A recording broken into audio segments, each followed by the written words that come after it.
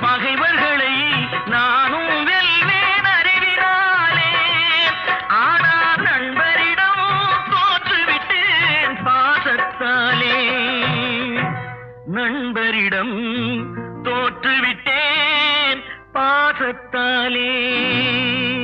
ஆட்டுவித்தால் யாரொருவர்